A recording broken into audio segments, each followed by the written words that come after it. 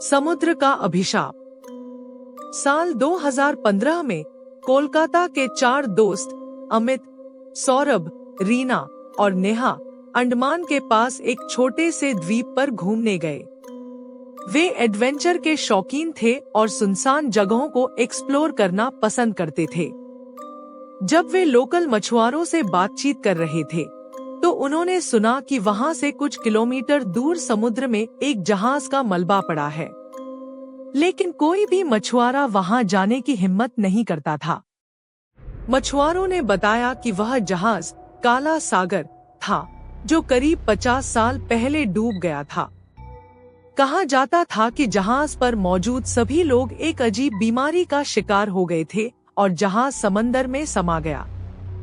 मछुआरों की चेतावनी के बावजूद चारों दोस्तों ने उस जहाज को देखने का फैसला किया। उन्होंने एक नाव किराए पर ली और शाम के समय समुद्र में निकल पड़े। भूतिया जहाज की झलक। जैसे जैसे वे गहरे पानी में पहुंचे, समुद्र अचानक शांत हो गया। जहाज का मलबा दूर से ही दिखाई देने लगा, एक टूटा फूटा, जंग लगा जहाज जो आधा पानी में डूबा था। आसमान में बादल घिरने लगे और हल्की बारिश शुरू हो गई। जब वे जहाज के पास पहुंचे तो एक अजीब बदबू आई, जैसे सड़े हुए मांस की। अमित और सौरभ जहाज पर चढ़ गए, जबकि रीना और नेहा नाव में ही रहीं। जहाज के डेक पर खामोशी थी, लेकिन हवा में कुछ अजीब सा एहसास था, जैसे कोई उन्हें देख रहा हो। अलौकिक घटनाएं। अचानक सौरभ को किसी के फुसफुसाने की आवाज आई, बचाओ।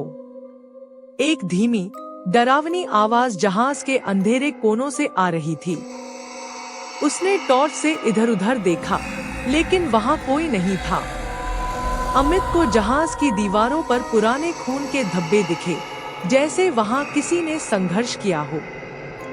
तभी एक दरवाजा खुद ब खुद खुल गया और अंदर से ठंडी हवा का एक झोंका आया।